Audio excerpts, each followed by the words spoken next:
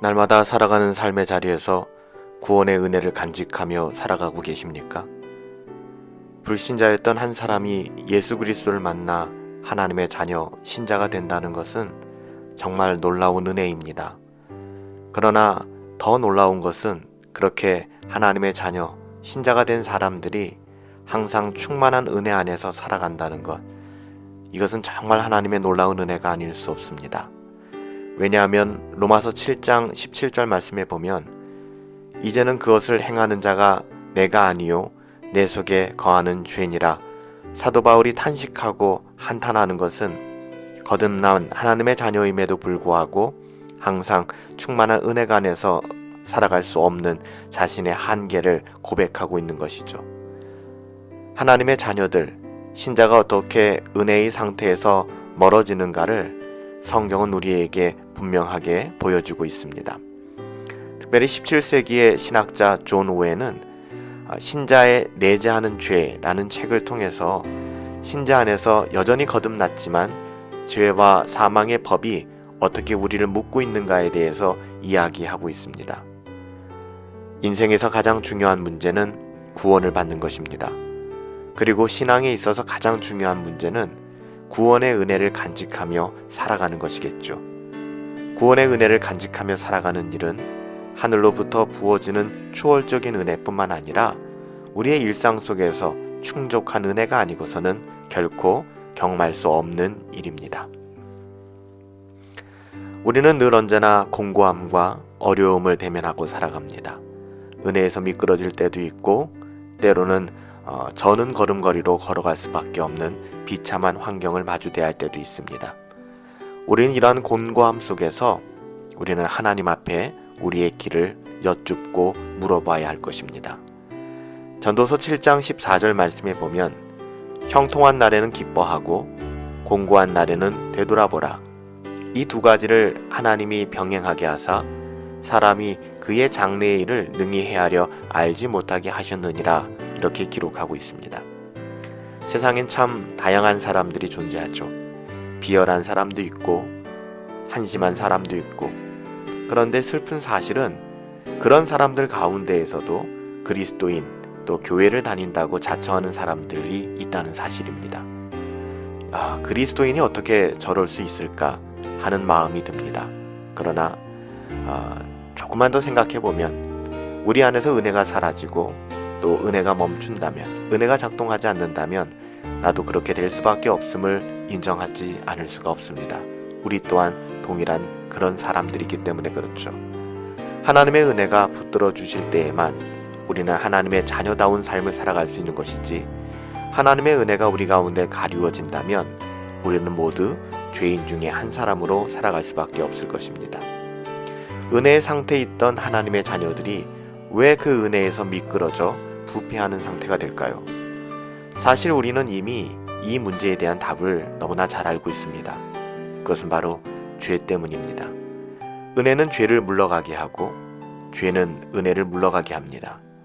그러므로 하나님의 자녀들의 마음에는 만약에 은혜가 사라졌다면 그것은 이미 죄가 우리 가운데 왕노릇하기 때문이다 라는 것을 우리는 기억해야만 합니다.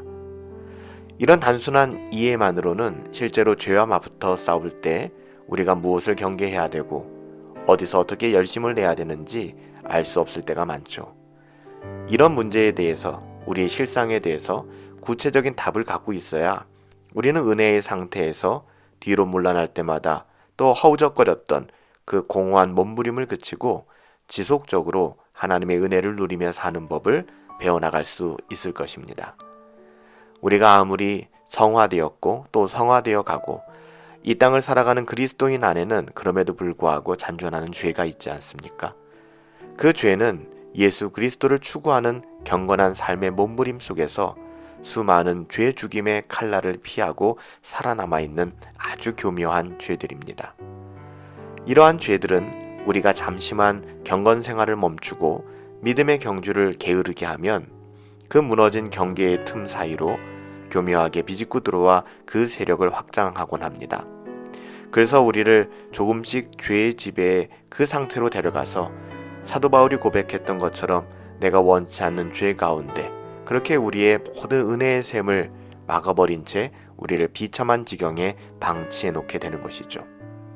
사랑하는 여러분, 우리가 하나님의 말씀을 상고하고 그 말씀을 묵상하는 일을 혹시 게을리 하고 있지는 않습니까?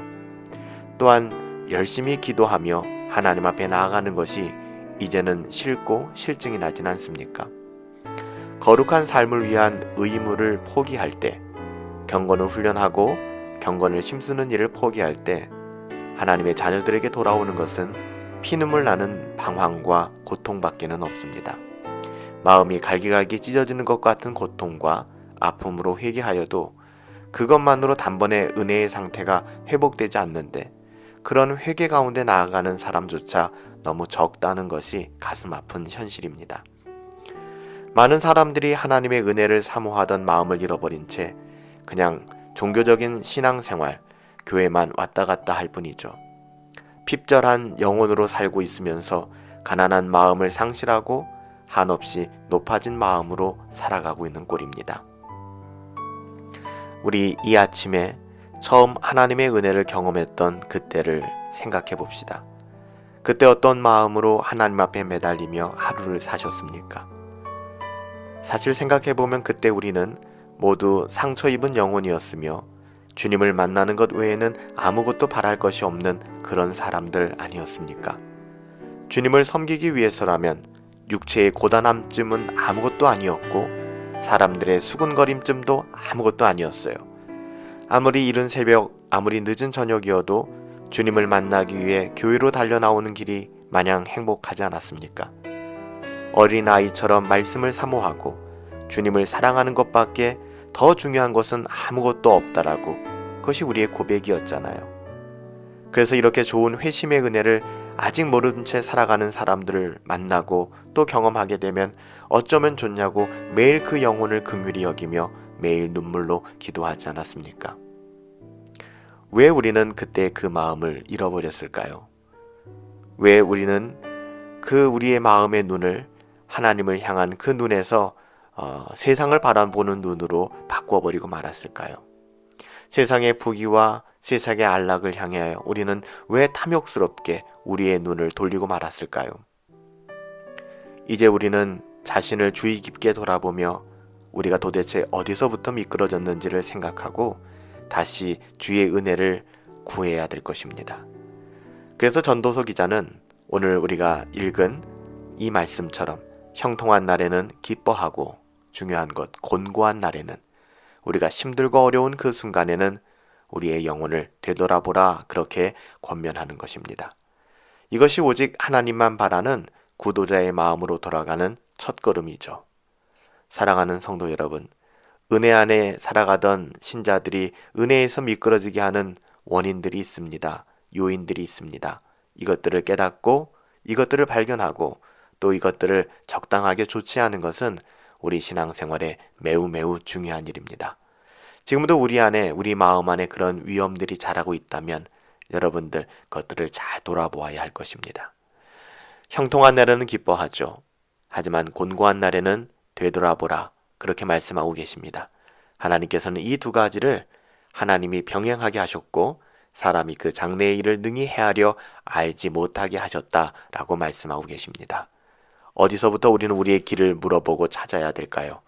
은혜로 살아가는 우리의 삶의 자리에서, 곤고함 속에서 하나님의 말씀으로 우리의 길을 묻고 이번 한 주간도 살아갈 수 있게 되기를 예수님의 이름으로 축복합니다.